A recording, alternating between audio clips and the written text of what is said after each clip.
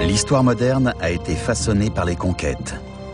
La conquête du monde par les Européens.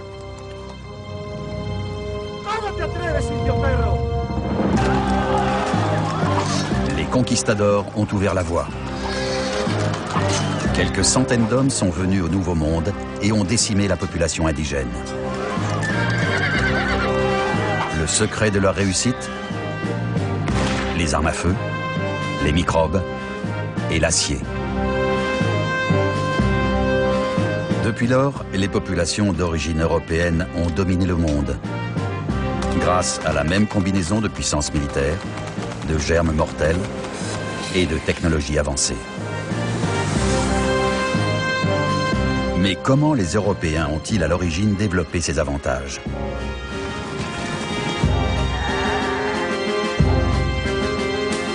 Pourquoi le monde est-il devenu si inégal? Telles sont les interrogations auxquelles le professeur Jared Diamond s'efforce depuis 30 ans de répondre.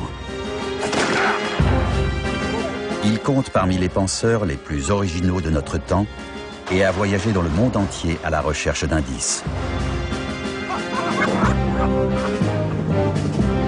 Et il s'est fixé un objectif ambitieux: éplucher une à une les strates du passé afin de comprendre les sources du pouvoir dans le monde moderne. Je ne pourrai jamais trouver de sujet de recherche plus fascinant que les armes, les microbes et l'acier, car ce sont les grandes questions de l'histoire humaine. Qu'est-ce qui sépare les nantis des démunis? Et dans un monde de conquête, comment les civilisations premières se sont-elles développées?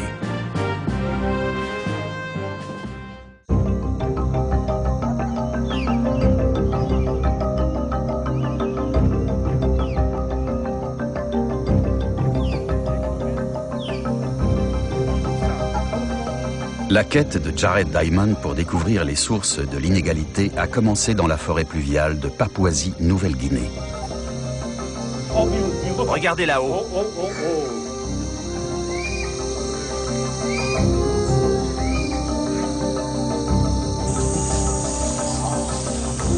Il enseigne à l'université de UCLA à Los Angeles. De formation, il est biologiste, spécialiste de la physiologie humaine.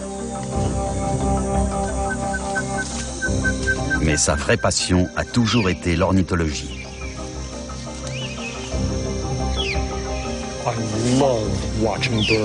J'adore observer les oiseaux ici. J'ai commencé à les observer à l'âge de 7 ans aux États-Unis. À l'époque, j'essayais juste de les identifier. Je suis venu ici pour la première fois à 26 ans et ça a été le coup de foudre. Depuis lors, Jared Diamond vient régulièrement en Papouasie-Nouvelle-Guinée. Et aujourd'hui, il fait autorité en matière d'espèces d'oiseaux locales. Mais au cours de ses recherches sur le terrain, il est devenu tout aussi curieux au sujet des populations de l'île. Vous avez pêché combien de poissons? 20?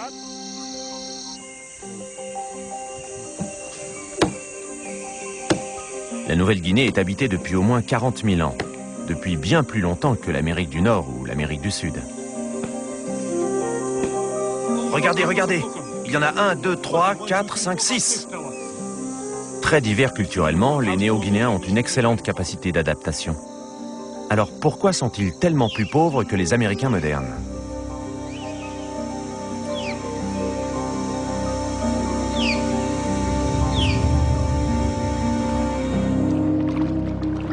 Cette question, Jared Diamond se l'est entendu poser très directement par un homme du nom de Yali, rencontré sur la plage il y a plus de 30 ans. Pourquoi vous, les hommes blancs, vous avez tellement de cargos, alors que nous en avons si peu? La question de Yali m'a vraiment désarçonné. Elle paraissait simple et évidente, donc je me suis dit qu'il devait y avoir une réponse simple. Mais je n'avais aucune idée de ce qu'elle pouvait être. Pourquoi vous, les hommes blancs, vous avez tellement de cargos, alors que nous en avons si peu?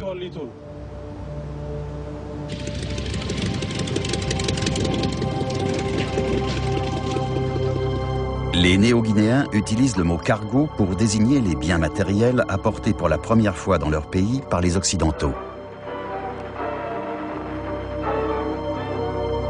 Le cargo était considéré par beaucoup comme une preuve de la puissance de l'homme blanc. Et il était traité avec une révérence quasi religieuse.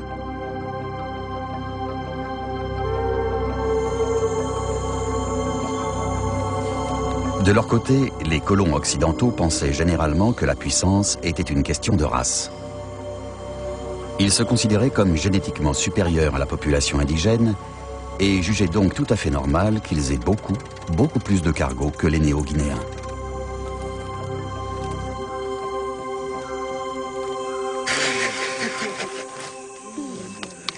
Pour moi, toute explication raciale est absurde. Je connais trop de Néo-Guinéens très intelligents pour penser qu'ils puissent être inférieurs génétiquement de quelque façon que ce soit. C'est au contraire leur ingéniosité et leur rapidité à apprendre qui m'a toujours impressionné. Ils peuvent arriver les mains vides dans un environnement parmi les plus difficiles au monde et en quelques heures construire un abri rudimentaire et survivre. On va voir si les marches sont solides. Je ne saurais pas par où commencer. Dans cet environnement, je serais perdu sans eux.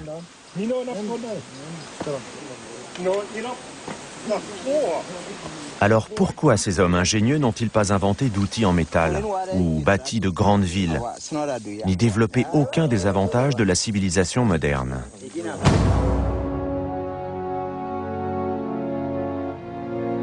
Jared Diamond s'est ainsi rendu compte que la question de Yali était bien plus importante et plus complexe qu'elle ne semblait de prime abord. De fait, elle touche aux sources mêmes de l'inégalité. Une question aussi vieille que l'histoire humaine elle-même. Pourquoi depuis l'Antiquité, certaines sociétés ont-elles progressé plus vite que d'autres? Qu'est-ce qui a permis aux Égyptiens de construire de grandes pyramides pendant que la majorité de l'humanité en était encore au stade de la survie? Comment les Grecs ont-ils développé une civilisation si avancée? Ou les Romains? Ou les Mayas? Toutes les grandes civilisations partagent des traits communs. Une technologie avancée, une population nombreuse et une force de travail bien organisée.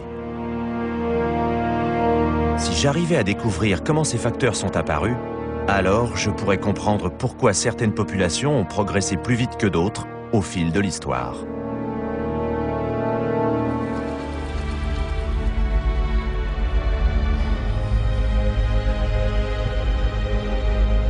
Pour comprendre d'où venait l'inégalité, il fallait déterminer une époque avant inégalité, lorsque dans le monde entier les gens vivaient plus ou moins de la même façon.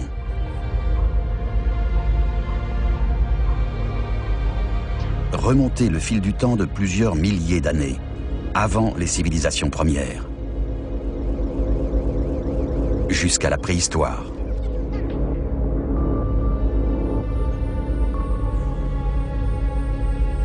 Il y a 13 000 ans s'achevait la dernière ère glaciaire et ses ravages. La Terre devint plus chaude et humide. Et dans différentes régions, des populations humaines prospérèrent, notamment au Moyen-Orient.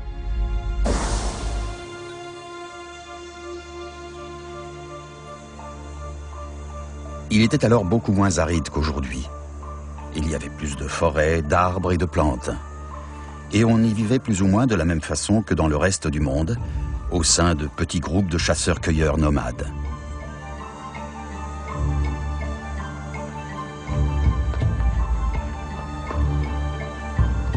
Ceux-ci se déplaçaient souvent, construisant des abris là où il y avait des animaux à chasser ou des plantes à cueillir.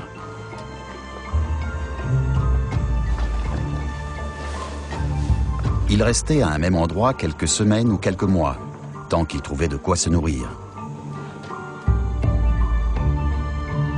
Mais lorsque les saisons changeaient et que les animaux migraient, le groupe repartait, jusqu'à la prochaine vallée ou la prochaine crête, à la recherche de nouvelles sources de nourriture.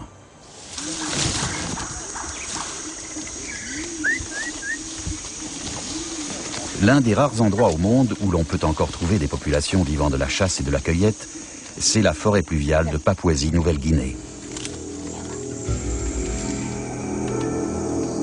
Capturer un animal requiert de l'habileté, de la ruse et une connaissance encyclopédique de centaines d'espèces différentes. Il faut être très intelligent pour être chasseur.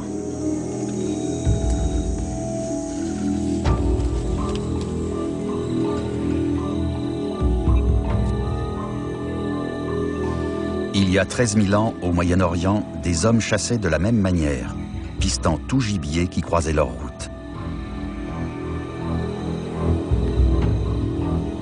Mais le problème fondamental, c'est que la chasse n'a jamais été une manière productive de trouver de la nourriture en quantité suffisante. Il faut du temps pour suivre un animal à la trace. Et avec un arc et une flèche, le résultat de la traque n'est jamais garanti.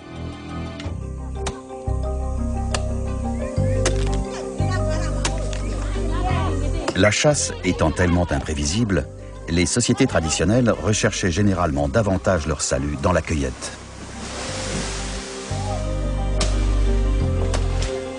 Dans cette région de Papouasie-Nouvelle-Guinée, c'est une tâche dévolue aux femmes. Et le sagoutier sauvage représente ici une source importante de nourriture. En dénudant l'arbre, on peut accéder à la pulpe en son centre. Celle-ci est transformée en pâte, puis cuite.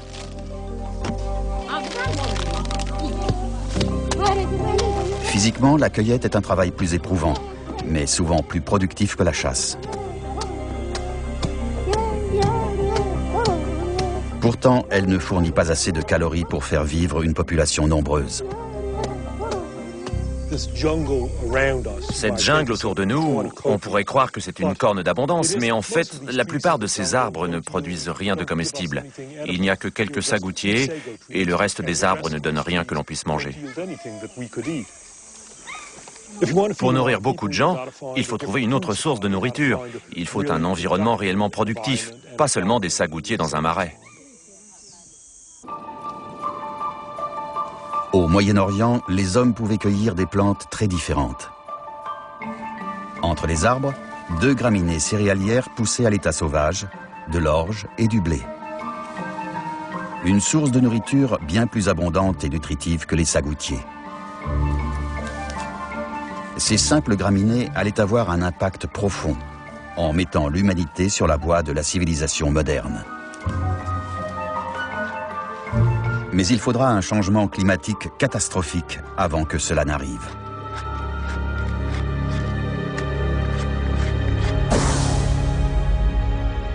Il y a 12 500 ans, le climat mondial devint extrêmement instable. Le lent processus de dégel qui avait mis fin à la dernière ère glaciaire s'inversa brutalement. Les températures chutèrent dans le monde entier et le climat revint à des conditions glaciaires. La terre devint plus froide et plus sèche. Le Moyen-Orient subit alors un désastre environnemental. Les troupeaux d'animaux disparurent, ainsi que beaucoup d'arbres et de plantes. La sécheresse dura plus de 1000 ans.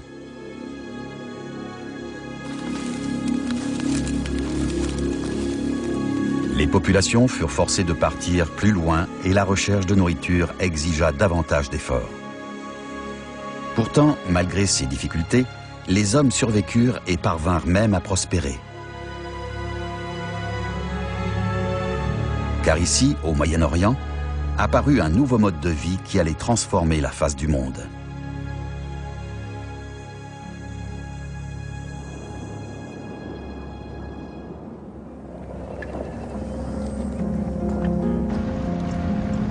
Ian Kite est un archéologue canadien, spécialiste de l'âge de pierre au Moyen-Orient.